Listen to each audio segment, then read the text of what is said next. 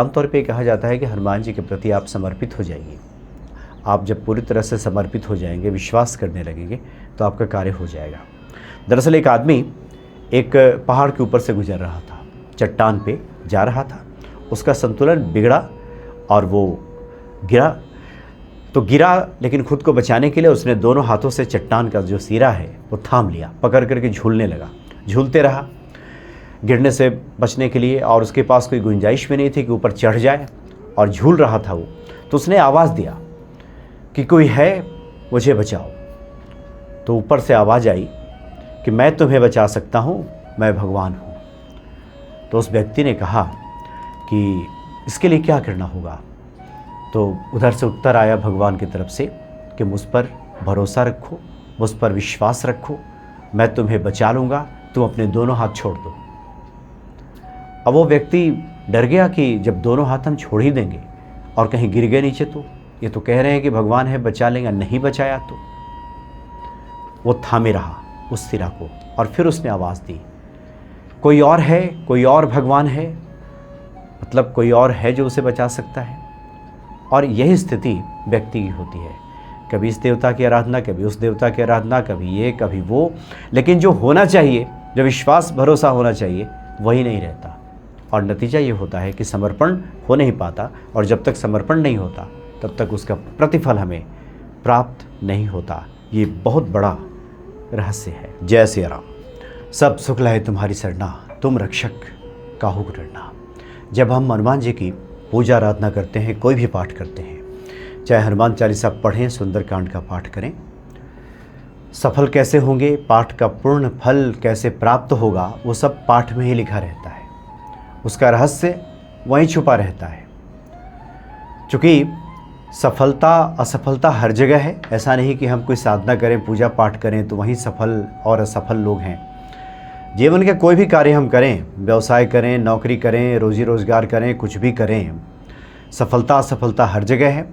जो लोग इन सिद्धांतों को समझ जाते हैं वो सफल हो जाते हैं, और जो लोग नहीं समझते वो असफल हो जाते हैं। बहुत लोग लिखते हैं ना कि हम सुंदरकांड का पाठ कर रहे हैं, हनुमान चालीसा का पाठ कर रहे हैं, सफलता नहीं मिल रही है, बहुत दिनों से हम परेशान हैं, कुछ हो नहीं रहा। तो क्यों नहीं हो रहा, इस पे ध्यान देने की आवश्यकता है, क्योंकि इसका उत्तर उन पाठों में ही लिखा हुआ है, लेकिन उन रहस्यों से हम परिचित नहीं हैं, महिमा से परिचित नहीं हैं, इसलिए ये समझ नहीं पाते। और जो लोग इसको समझ जाते हैं वो सफल हो जाते हैं। बहुत से लोग जो संन्यास्त मार्ग पे आगे बढ़ते हैं, ऐसा तो कुछ है नहीं कि वो सभी सफल ही हो जाते हैं, बहुत लोग बीच में ही रह जाते हैं, सबको ईश्वर प्राप्ति तो नहीं होती। लेकिन जो लोग इन सिद्धांतों को समझते हैं वो सफल हो जाते हैं। अब सुंदरकांड का आप पाठ करते हैं, बहुत सारा रहस्य उसी में छुपा हुआ है। सफलता का रहस्य उन पाठों में छुपा है। अब हनुमान जी की जब प्रथम भेंट होती है माता जानकी जी से, प्रभु राम का संदेशा सुनाते हैं, मुद्रिका तो पहले ही दे चुके हैं, बताते हैं कि प्रभु किस प्रकार से आपके विरह में विकल हैं। उसके बाद जब माता जानकी जी से वो कहते हैं कि अभी प्रभु राम की आज्ञा नहीं है, नहीं तो मैं तो इन राक्षसों को मार करके अभी आपको अपने साथ ले जाता, तो सीता माता को संदेह पैदा होता है और कहती हैं हनुमान जी से कि हैं सब कपि सब तुम्हें समाना, कि तुम्हारे ही तरह कपि सब हैं क्या प्रभु राम की सेना में।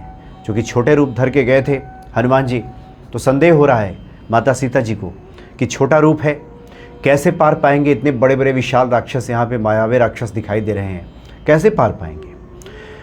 उसके बाद हनुमान जी अपना स्वरूप दिखाते हैं, कनक भूधराकार शरीरा, जो कनक भूधराकार शरीर है हनुमान जी का, विशाल स्वरूप दिखाते हैं। उसके बाद माता सीता जी को विश्वास जमता है, और तब आशीष दिन राम प्रिय जाना, हो तात बल सील निधाना। उसके बाद आशीर्वाद देती हैं माता सीता जी कि राम के प्रिय हो, बल और शील के तुम निधान हो जाओ, प्रभु राम कृपा करें। सबसे बड़ा आशीर्वाद देती हैं कि अजर अमर गुण निधि सुत होहु, करो सदा रघुनायक छोहु, अजर अमर हो जाओ। जब इतना विशाल स्वरूप हनुमान जी जब दिखाते हैं, जब अपनी सर्व समर्थता का जब परिचय देते हैं, तब ये बड़ा वाला आशीर्वाद देती हैं माता जी, इतना बड़ा आशीर्वाद देती हैं। जबकि ज़्यादा आवश्यकता तो पहले थी, जब छोटे रूप में थे उस वक्त आवश्यकता थी, कमज़ोर दिखाई दे रहे थे, छोटे रूप में दिखाई दे रहे थे, इतने विशाल जो राक्षस हैं उनसे लड़ना है, भिड़ना है, उस वक्त उनको शक्ति देने की आवश्यकता थी माता सीता जी को, लेकिन उस वक्त वो नहीं दे रही हैं। दे कब रही हैं? जब कनक भूधराकार शरीरा जब दिखा रहे हैं, इतना विशाल स्वरूप जब दिखा रहे हैं, जब अपनी शक्ति दिखा रहे हैं, तब कहती हैं कि आप अजर अमर भी हो जाइए, बल और शील के आप निधान बन जाइए। क्यों? इसमें इसका रहस्य छिपा है। क्योंकि कभी भी कोई किसी को भी कुछ भी देता है तो पात्र को ही देता है। पात्रता सिद्ध करने के बाद ही आपको कुछ भी मिलता है। दया का पात्र बनने से दया भले ही मिल जाए, दया के पात्रों को तो दया ही मिलती है, बहुत कुछ नहीं मिलता जीवन में। इसलिए जो लोग कहते हैं कि कमज़ोरों को मिलना चाहिए, ये सुनने में अच्छा लगता है, कमज़ोरों की मदद करनी चाहिए, लेकिन वो मदद भर ही होती है। उस व्यक्ति का जीवन बदले, ये तभी बदलेगा जब वो व्यक्ति अपने भीतर पात्रता विकसित करेगा। आप चाहे प्रकृति को देख लीजिए, ईश्वर को देख लीजिए, आप कोई भी पाठ पढ़ लीजिए, उसके रहस्यों को समझ लीजिए, जब तक व्यक्ति पात्र नहीं होता उसे नहीं मिलता। हनुमान जी जब अपनी पात्रता साबित करते हैं तब माता सीता जी अजर अमर का आशीर्वाद देती हैं, जबकि वो चाहती तो पहले भी दे सकती थी, बल्कि पहले ही देना चाहिए था। अगर एक सामान्य अर्थों में कहें, जैसा कि दुनिया में बातें देखने को मिलती है कि हम बड़े कमज़ोर हैं, हम पर नज़र कीजिए प्रभु, ये तो पहले ही मिल जाना चाहिए था, लेकिन यहाँ पे ऐसा नहीं होता। तात्पर्य यह है कि पात्रता जब तक विकसित नहीं होगी तब तक नहीं मिलता। दूसरी बात है कि हनुमान जी अष्ट सिद्धि और नवनिधि के दाता हैं। असवरदीन जानकी माता, अष्ट सिद्धियाँ और नवनिधियों के अब प्रदाता बन जाइए, दूसरों को दे दीजिएगा, ये सीता जी कह रही हैं हनुमान जी से। और जो अष्ट सिद्धियाँ और नौ निधियाँ हैं, अष्ट सिद्धियाँ 8 प्रकार के कौशल हैं और नौ निधियाँ आप समझ लीजिए कि 9 प्रकार के धन की बात की गई है, ये निधियाँ हैं। और इन सब के जो स्वामी हैं वो कुबेर हैं, और कुबेर को माना जाता है माता लक्ष्मी के सेवक हैं, प्रधान सेवक कह लें, प्रधानमंत्री कह लें, वो सब उनके पास हैं। लेकिन माता सीता जी कहती हैं हनुमान जी से कि आप देने वाला बन जाइए, उनके पास रखी नहीं है, वो उठाएं वहाँ से और आप दे दीजिए, आप देने वाला बन जाइए। या दूसरे अर्थों में कहें कि ये सब उन्हीं के पास है, हनुमान जी के पास अष्ट सिद्धियाँ हैं, 9 निधियाँ हैं, आप देने वाला बन जाइए। तो फिर देते क्यों नहीं हनुमान जी?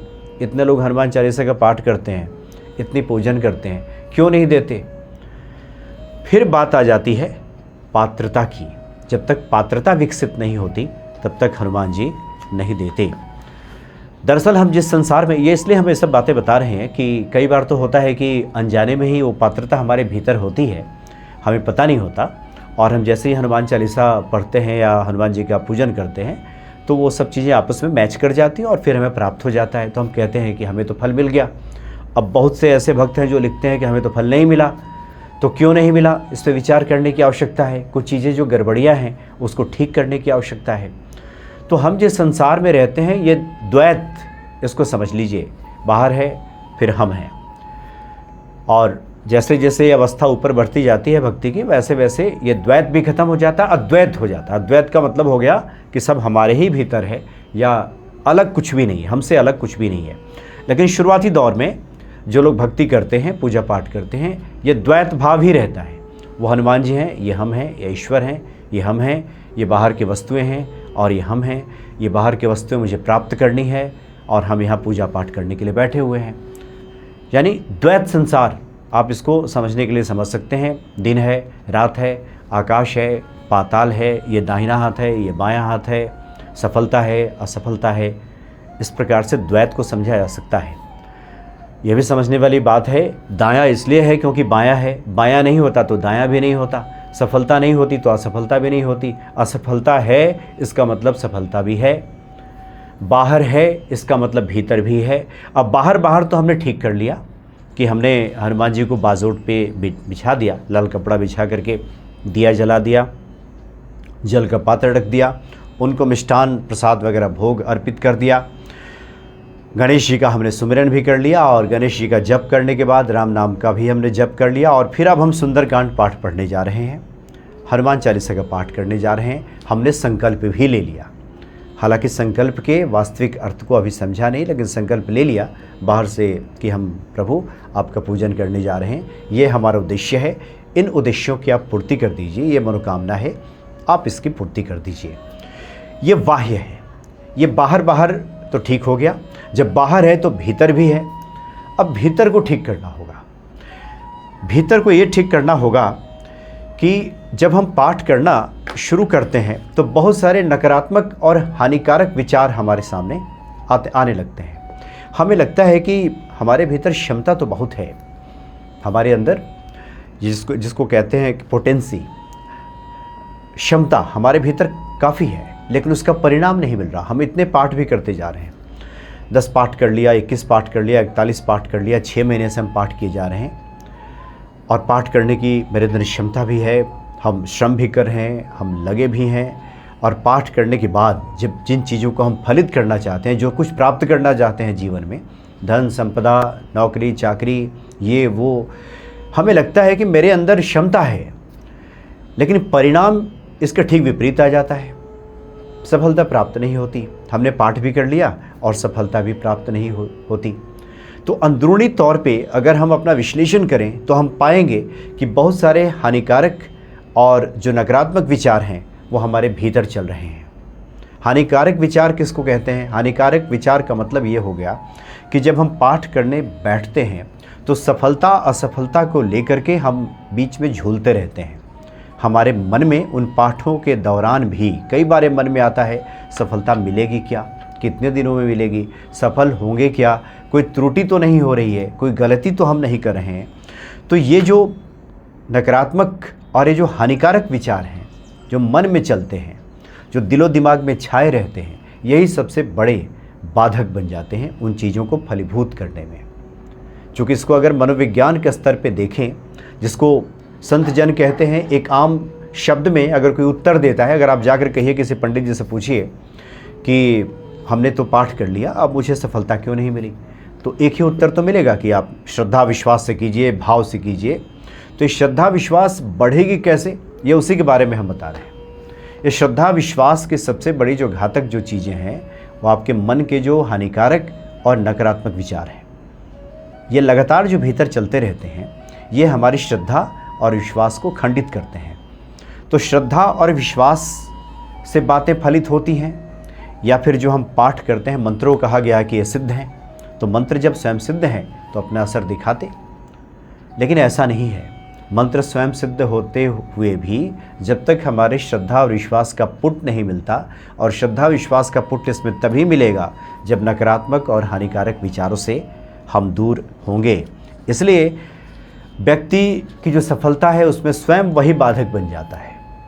वो इसलिए बाधक बन जाता है क्योंकि पर्याप्त उसकी साधना नहीं होती। पर्याप्त साधना का मतलब उसने अपने मन को ही नहीं साधा है, जहाँ तहाँ अन्यत्र वो मन भागते रहता है, भटकते रहता है, कई तरह के विचार उसमें चलते रहते हैं। तो पर्याप्त साधना और तपोबल का अभाव होता है। आध्यात्मिक ऊंचाई उस व्यक्ति की नहीं होती। आध्यात्मिक ऊंचाई का मतलब ये हो गया, उन चीज़ों को सही रूप में समझ नहीं पाता। अध्यात्म क्या है, हनुमान जी कौन है, हनुमान जी कैसे उन चीज़ों को फलित करते हैं, इसकी समझ नहीं होती, और जिसका नतीजा ये होता है कि उसको फल प्राप्त नहीं होता। कई बार तो होता है जो प्रकृति है वही आपको इतना मांझ देती है, इतना तैयार कर देती है, परिष्कृत कर देती है कि चीज़ों को आप सही रूप में समझना शुरू कर देते हैं, और उसके बाद वो चीज़ें फलीभूत हो जाती हैं। अब एक जो सबसे बड़ी जो मौलिक भूल लोग करते हैं, ये बाह्य चीज़ें तो सब लोग जान रहे हैं, कई बार चर्चा इसकी हुई किस प्रकार से पूजन करें। अंदरूनी तौर पे क्या गलतियां होती हैं, हम उसी के बारे में बता रहे हैं। अंदरूनी तौर पे जो सबसे बड़ी जो गलती होती है वो यही होती है कि इसमें रुक रुक करके जो विचार हमारे कई तरह के जो आते रहते हैं, यही सबसे बड़ी बाधा बनते हैं। तो सबसे पहले उन विचारों को हटा देना होगा। एक ऐसा ब्लूप्रिंट माइंड का तैयार करना पड़ेगा कि जिसमें विरोधी विचारों के लिए कोई जगह ना हो। परस्पर विरोधी जो विचार आते हैं मन में कि कभी हाँ हो जाएगा, कभी नहीं होगा, इसके लिए कोई गुंजाइश, कोई जगह ना हो, और एक मेव स्थिर होकर के हम पूरी तरह से मान करके ये चलें कि हनुमान जी तो सब कर ही देंगे, निश्चित ही कर देंगे, तब आपका काम हो जाता है। इसलिए पहली बात तो प्रयासों के तहत ये करना है कि अष्ट सिद्धि नौ निधि के दाता, असवर दीन जानकी माता। अगर इसको आप प्राप्त करना चाहते हैं, श्री हनुमान जी महाराज से आप धन की कामना करते हैं, धन प्राप्ति चाहते हैं, आप चाहते हैं कि जीवन संवर जाए, तो ये जो चौपाई है ये पूरी तरह से मन मस्तिष्क में बैठ जाए, इसके लिए एक उपाय ये भी है कि इसको लगातार लिखें, लगातार लिखते रहें, जपते रहें, और ये धीरे धीरे धीरे मन मस्तिष्क में बैठ जाएगा और अपना काम करना शुरू कर देगा। तो इस तरह के बहुत से उपाय हैं, छोटे छोटे उपाय हैं जिसकी हम आगे भी चर्चा करेंगे। जय सिया राम।